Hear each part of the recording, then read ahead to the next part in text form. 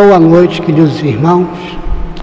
Agradecemos essa oportunidade maravilhosa e misericordiosa de estarmos novamente reunidos em nome de Deus, nosso Pai eterno, celestial, e em nome do nosso querido Mestre Jesus, para mais uma noite de estudos através do canal do YouTube da nossa querida casa Centro Espírita Irmão Clarence. O assunto de hoje, irmãos, será sobre o livro O Céu e o Inferno. E nós estamos no capítulo 7, Doutrina das Penas Eternas. Hoje nós vamos conversar sobre o assunto Argumentos a favor das penas eternas. E antes de iniciarmos esse nosso bate-papo, vamos unir os nossos corações, os nossos sentimentos, e vamos direcionar ao nosso querido Mestre Jesus, agradecendo a Ele essa oportunidade maravilhosa e misericordiosa de estarmos aqui reunidos em seu nome, na presença desses amigos da espiritualidade superior, para obtermos mais um momento de estudo sobre os teus ensinamentos à luz da doutrina espírita. Roguemos ao nosso Mestre amado que a vossa luz e suas vibrações de paz, amor e fraternidade estejam envolvendo os nossos corações, abrindo-os cada vez mais, para que através do amparo dos nossos mentores e guias espirituais possamos compreender os teus ensinamentos com a maior clareza. E assim, Mestre amado, com os nossos corações envolvidos nessas vibrações de paz, amor e fraternidade, pedimos a Ti a permissão para darmos por iniciado a nossa noite de estudos. Que sempre seja feito em Teu nome, em nome de Maria de Nazaré, nossa Mãe amada e querida, em nome do nosso querido irmão Clarence e toda a espiritualidade superior, mas acima de tudo e sempre, seja feito em nome de Deus, nosso Pai eterno e celestial. Que assim seja, graças a Deus. Como nós conversamos, irmãos, hoje é o livro O Céu e o Inferno, Doutrina das Penas Eternas, e vamos conversar sobre argumentos a favor das penas eternas. Antes, eu quero trazer aqui para nossas reflexões e raciocínios essa seguinte passagem do nosso querido Mestre Jesus. Essa passagem, ela está no Evangelho de Lucas, capítulo 15. A partir do item 11 em diante, versículo 11 em diante. Mas eu vou falar aqui no versículo 1, só esse único parágrafo que ele fala assim: ora, chegavam-se a ele todos os publicanos e pecadores para ouvir. O mestre estava dando as suas orientações com os seus discípulos, os seus ensinamentos,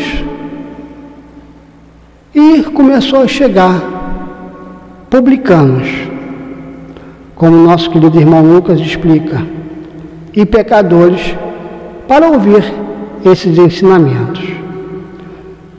E aí o mestre, nosso mestre querido, começou a falar. Certo homem tinha 2 filhos.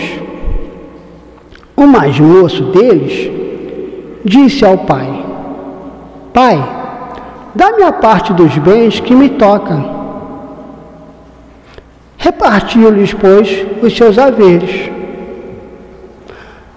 Poucos dias depois, o filho mais moço, que pediu a parte dos bens, ajuntou tudo e partiu para um país distante. E ali desperdiçou os seus bens, vivendo dissolutamente, gastando esses bens com devassidões, com exageros, sem equilíbrio nenhum. E havendo ele dissipado Tudo porque acaba, são coisas perecíveis que se acabam, limitadas. Houve naquela terra uma grande fome e começou a passar necessidades. Então foi encontrar-se a um dos cidadãos daquele país, o qual mandou-o para os seus campos apacentar porcos. E ele desejava, a fome era tanta que ele desejava encher o estômago com as alfarrobas que os porcos comiam, as rações que era dada aos porcos, porque ninguém lhe dava comida. Caindo, porém, em si, disse: quantos empregados meu pai tem abundância de pão, e eu aqui perecendo de fome? Levantar-me-ei, irei ter com meu pai, e dir-lhe-ei: Pai, pequei contra o céu e diante de ti. Já não sou digno de ser chamado teu filho. Trata-me como um dos teus empregados. Levantou-se e foi para o pai. Estando ele ainda longe, seu pai ouviu, encheu-se de compaixão e, correndo, lançou-lhe ao pescoço e o beijou, por tanta felicidade que estava sentindo. Disse-lhe ao filho, e o filho falou para ele: Pai, pequei contra o céu e diante de ti, não sou digno de ser chamado teu filho.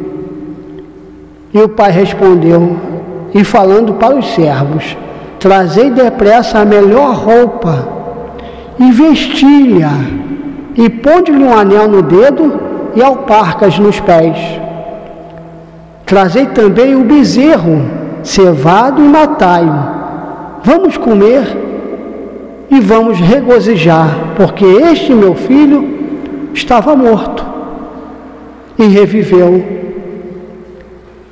Tinha se perdido e foi achado. E começaram a regozijar. O seu filho mais velho estava no campo. E quando voltava, ao aproximar-se de casa, ouviu a música e as danças. E chegando um dos servos, perguntou-lhe: que era aquilo? Respondeu-lhe este: chegou teu irmão, e teu pai matou o bezerro cevado, porque o recebeu são e salvo. Mas ele se indignou e não queria entrar. Saiu então o pai e foi estar com ele. Ele, porém, respondeu ao pai: eis que há tantos anos te sirvo e nunca transgredi um mandamento teu. Contudo, nunca me deste um cabrito para eu me regozijar com os meus amigos. Vindo, porém, este teu filho, que desperdiçou os teus bens com as meretrizes, mataste-lhe o bezerro cevado. Aí o pai replicou ao filho e falou: filho, tu sempre estás comigo e tudo o que é meu é teu. Era justo, porém, regozijarmos e alegrarmos-nos, porque este teu irmão estava morto e reviveu. Tinha se perdido e foi achado. Meus irmãos, quem é o filho mais moço? Somos nós, espíritos ainda imperfeitos, trabalhando para o progresso espiritual, mas ainda imperfeitos, ainda sem saber utilizar corretamente a ferramenta do livre-arbítrio e o equilíbrio. E o que bens é esse que o filho mais moço desperdiçou dissolutamente? O que nós, por muitos séculos, desperdiçamos dissolutamente? A reencarnação. Essa grande ferramenta, essa grande oportunidade nos ofertada pelo Pai de amor e de misericórdia para o nosso progresso espiritual. Desperdiçamos muito essa ferramenta em várias reencarnações, utilizando somente para as sensações físicas do corpo e da matéria. E quando nós dissipamos tudo, o que acontece conosco? Uma grande fome espiritual, uma grande fome de amor, de carinho, de conforto e de paz interior. Aí é quando nós caímos em si e retornamos ao nosso Pai, lembrando que existe um Pai de amor e de misericórdia. E voltamos lá para pedir perdão ao Pai. Pai, pequei, errei, mas por favor, me aceite. Mas antes de nós pedirmos perdão, Ele já está lá, com os braços abertos, e principalmente com o seu coração misericordioso. E quando Ele nos vê de longe, já vem correndo até nós.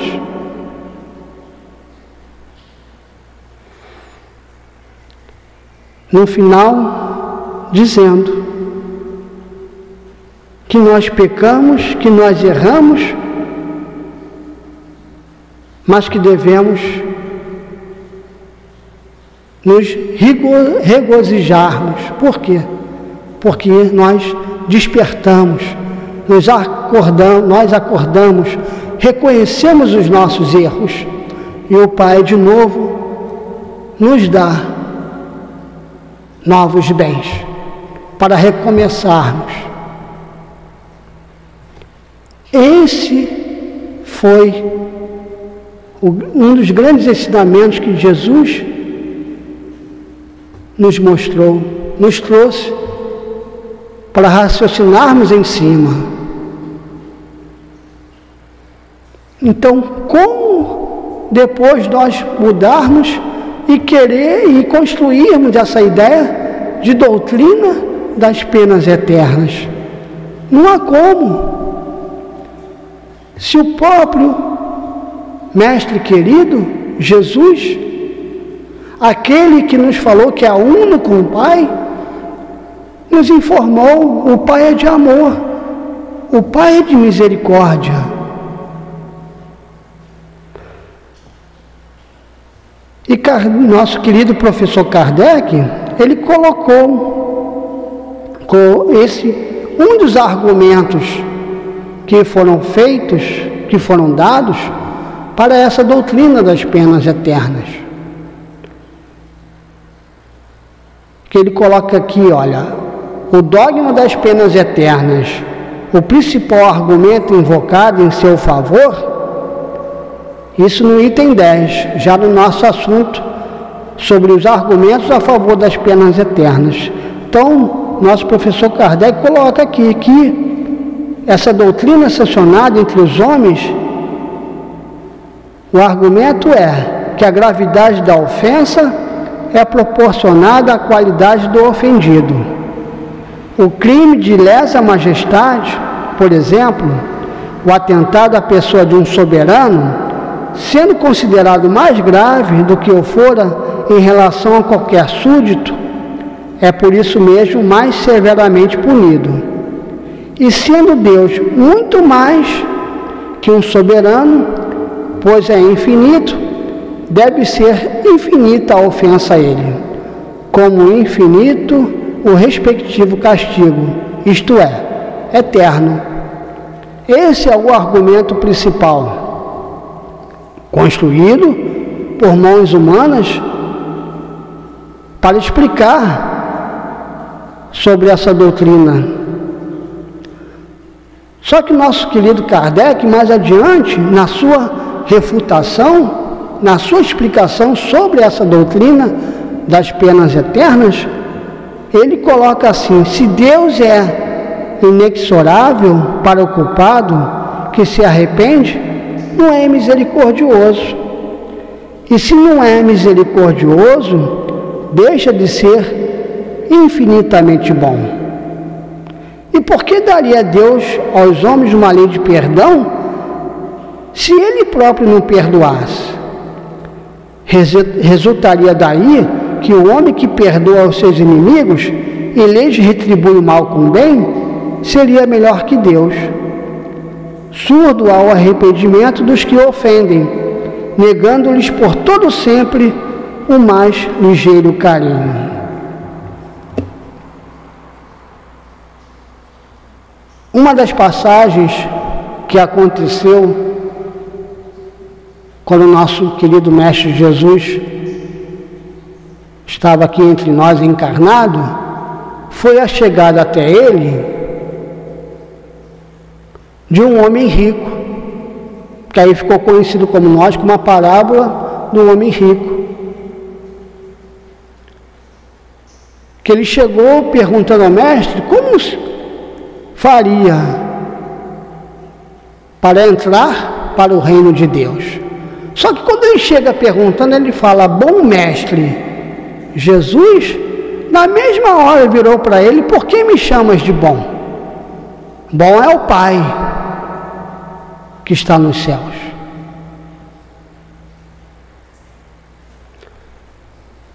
Jesus sempre nos passou isso, que o Pai é que é de amor, o Pai é que é de misericórdia. Aceitarmos ao contrário, aceitarmos esse argumento trazido para explicar sobre a doutrina das penas eternas, é fazer ao contrário, como o nosso professor Kardec coloca ali. É colocar Jesus acima de Deus e nos colocarmos acima de Deus. Totalmente inaceitável isso. Para ajudarmos cada vez mais a entendermos sobre essas questões da misericórdia e do amor divino, do nosso Pai de amor e de misericórdia, nosso Pai eterno e celestial, a doutrina espírita cada vez mais vem nos enriquecendo com informações trazidas a todo momento para nós. Em 1902, reencarnou um espírito que nessa reencarnação utilizou o nome de Jesus Gonçalves. Foi poeta, músico, grande divulgador espírita. E aos 27 anos, ele contraiu a hanseníase, que naquela época, isso foi em 1933, naquela época, as pessoas que contraíam hanseníase, elas obrigatoriamente tinham que ser asiladas, tinham que procurar os asilos que tratavam sobre essas doenças, que na época nem se chamava hanseníase, se chamava lepra. Doença conhecida que veio desde a época do Cristo, ou muito mais além. E como aqui nós temos o Hospital Curupaiti, que é o hospital que trata da hanseníase, do mesmo jeito também em outros estados já tinha esses hospitais, essas colônias que são chamadas de colônias, e uma delas foi que a de Bauru, o Asilo Colônia Aimorés, aonde nosso querido irmão Jesus Gonçalves foi internado. E lá ele fundou um jornal interno, ele fez uma banda de jazz, criou uma banda de jazz, criou uma equipe de futebol, mudando todo o ambiente daquela colônia, trazendo ali a arte, a cultura, o entretenimento. E um pouco depois, em 1937, ele pediu uma transferência para o Hospital Padre Bento, em Guarulhos. Mas devido à doença já bem adiantada, devido a isso, ele, durante a viagem, estava sentindo muitas dores, ele precisou parar no Hospital Pirapitingui, em Itu, na cidade de Itu. E lá ele ficou. Não pôde sair mais, não teve mais condições de ser transferido. E continuou trabalhando, porque lá nesse hospital, ele de novo fundou uma banda de jazz, ele fundou uma rádio, um jornal interno. Ou seja, continuou trabalhando, mesmo com as dores, mesmo com a hanseníase, lá, que é uma doença muito forte. Hoje em dia, graças a Deus, já existem medicamentos, tá, que já conseguem até eliminá-la, mas décadas atrás não era assim. Era uma doença que realmente exterminava com o corpo físico. Mas mesmo assim ele continuou trabalhando, continuou trazendo arte, cultura e entretenimento para aquele lugar aonde ele chegou, e não tinha nada disso, era só tristeza e dor. E ele transformou o ambiente daquele lugar e principalmente as pessoas naquele lugar. E foi em 1943, com a morte, o desencarne da sua esposa, e com isso ele teve vários fenômenos físicos, despertou, fez ele aceitar a doutrina espírita, o espiritismo. E ele começou a estudar e conhecer a doutrina espírita, fundando em 1945, o Centro Espírita Santo Agostinho. E 2 anos depois dessa fundação, ele veio a desencarnar em 1947.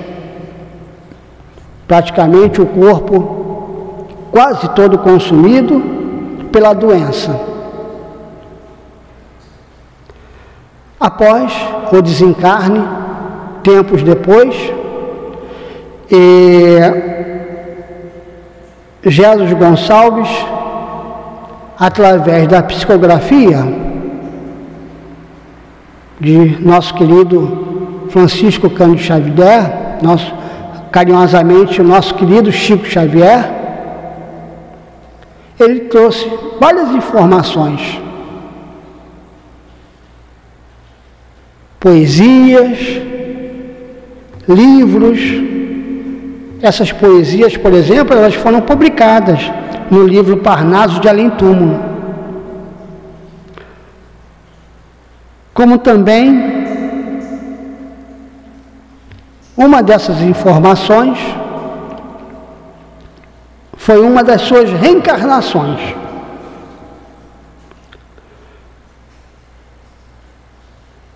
E uma das principais foi quando ele veio nos anos 370 depois de Cristo, como Alarico, o rei visigodo. O rei dos bárbaros germânicos.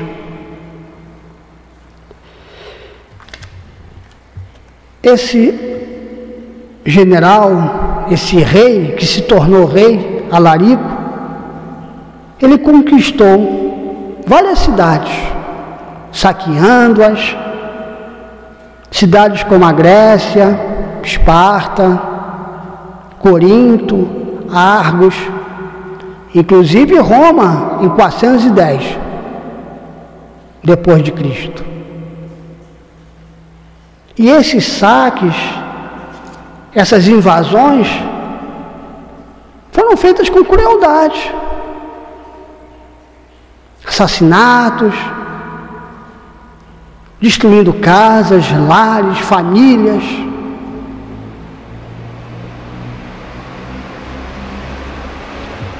Está aí, meus irmãos, uma de tantas provas do amor e principalmente da misericórdia do nosso Pai Eterno e Celestial, que faz cair por terra qualquer argumento sobre as doutrinas das penas eternas e, consequentemente, faz cair por terra a doutrina das penas eternas. Um espírito que saqueou cidades, invadiu cidades, trouxe bastante crueldade, bastante terror, retornou séculos depois, não importa, mas teve a oportunidade de se reajustar perante as leis divinas através da reencarnação de toda essa morte que ele trouxe, de todo esse horror, de toda essa crueldade. Ali ele retornou, como colocamos aqui no início, como Gésio de Gonçalves,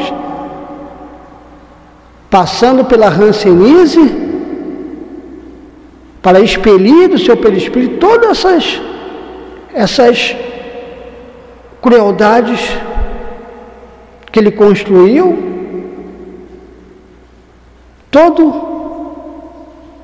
vou colocar até desse jeito, todo esse lixo perispiritual que ele acabou acumulando em si,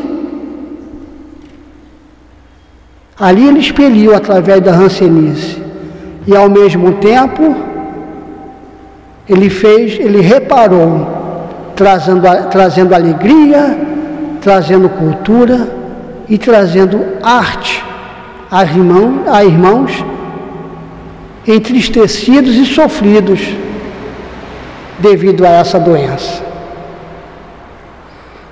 Aí está um dos grandes exemplos que nós temos, que cai por terra esses argumentos sobre penas eternas. Graças ao nosso Pai de amor e misericórdia, através da doutrina espírita, nós aprendemos que não existe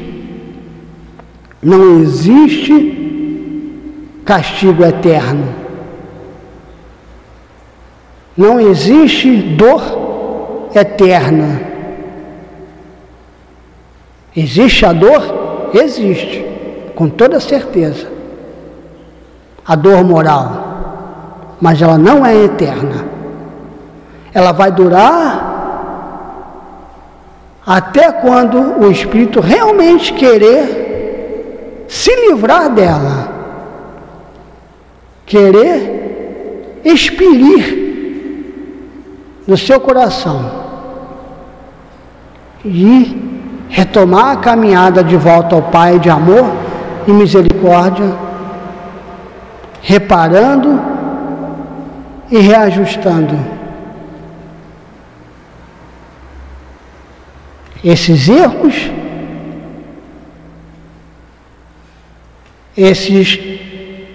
essas escolhas equivocadas perante as leis divinas. E o nosso Pai querido, como Jesus nos ensinou, está aí, com os braços abertos e principalmente com seu imenso, infinito coração para nos receber. Estamos no final do nosso estudo, meus irmãos. Vamos fazer a prece agradecendo. Mestre amado e querido, novamente retornamos ao teu coração para agradecer essa oportunidade maravilhosa e misericordiosa que nós tivemos.